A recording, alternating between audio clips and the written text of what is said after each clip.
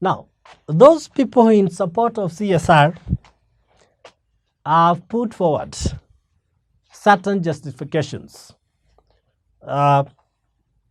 why a business organization should find every reason to undertake CSR initiatives.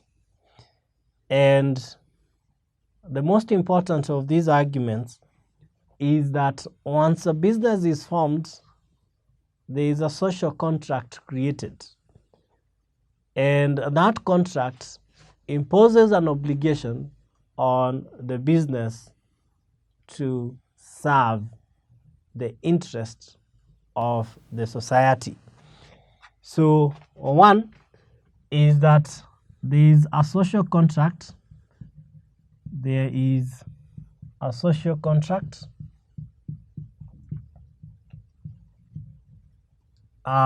between the organization and the society. And we're saying that contract introduces an obligation on the organization to serve the contract. A second argument is that the organization and the society are independent systems, interdependent systems, so that each needs the other.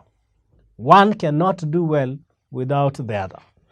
So the organization and the society are interdependent.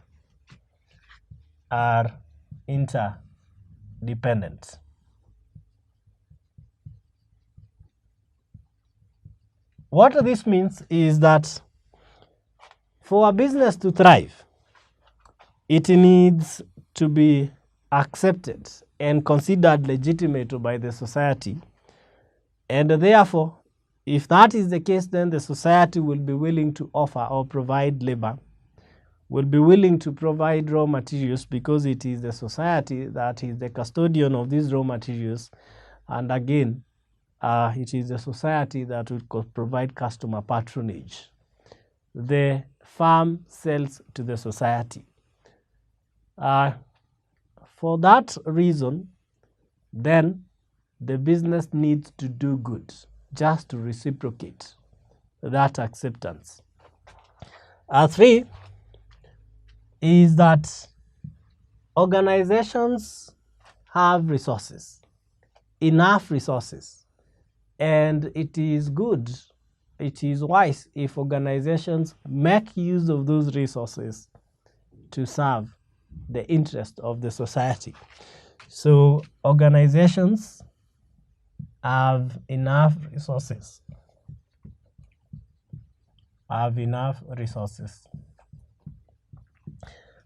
Another argument that has been put forward is that organizations cause some of the problems and they should be part of the solution. So they should ensure that the problems they are causing, particularly environmental pollution, they are also contributing to solving those problems. So organizations cause some of the problems,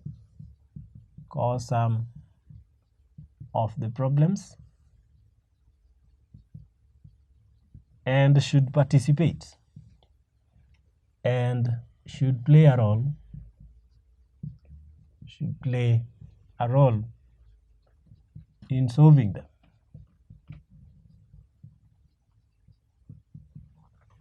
Another argument that has been put forward as to why CSR is beneficial is that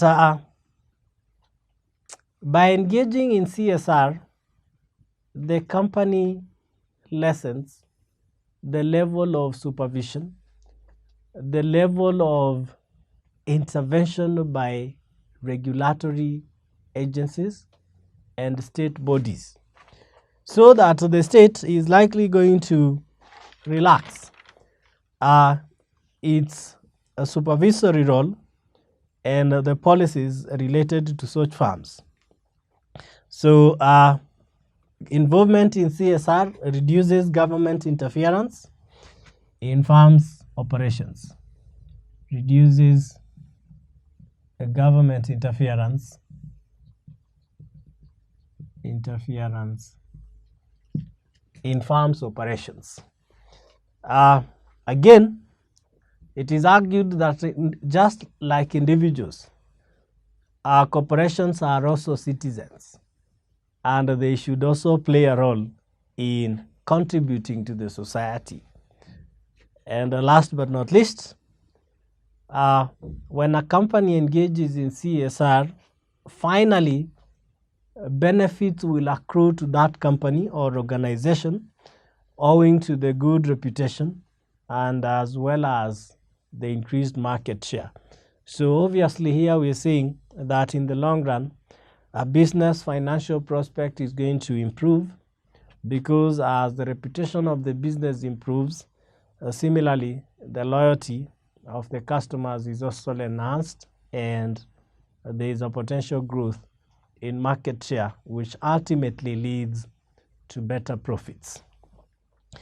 In equal measure, there's been another school of thought that believes that a business should not waste time and resources engaging in CSR initiatives. So this brings us to arguments against CSR. Arguments against CSR.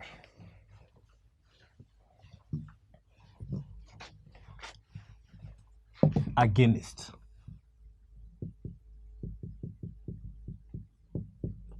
Now, the most or the strongest argument against CSR is that businesses exist to maximize profitability.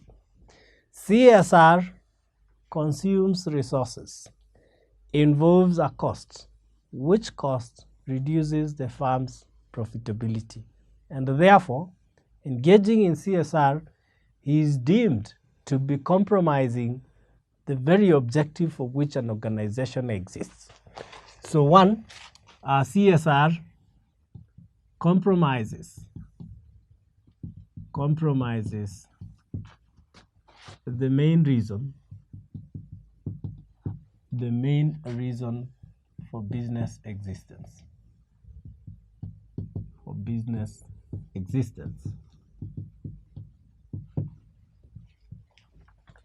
Two, the proponents of this thought or viewpoint believe that CSR plays no important role when it comes to that is a competitive advantage.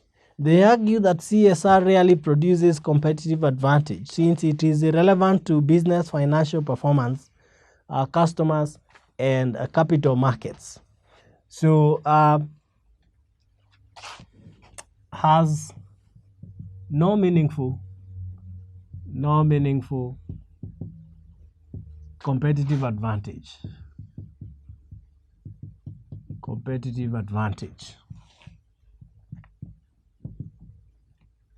Again, they also argue that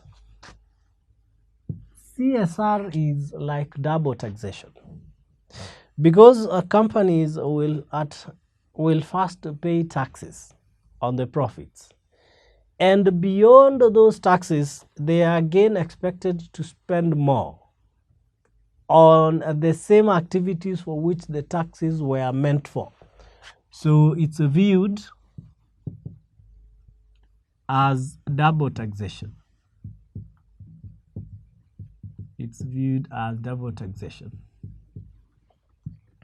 Four, we just identified a justification for CSR to be the fact that it reduces government interference in farms' operation. In equal measure, this might not be good because then corporations may become too powerful, may have too much power, which they may end up abusing them. So again, it gives corporations too much power.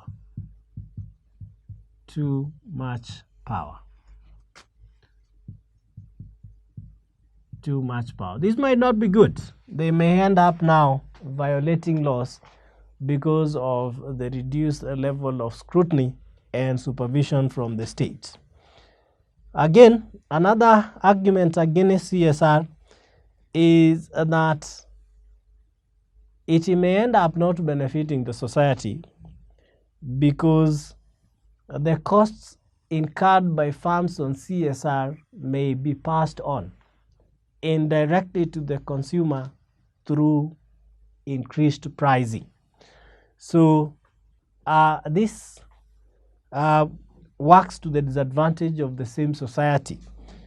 You initiate an activity, incur costs, but then pass them on to that same society, then there will be no benefit that will have accrued to such.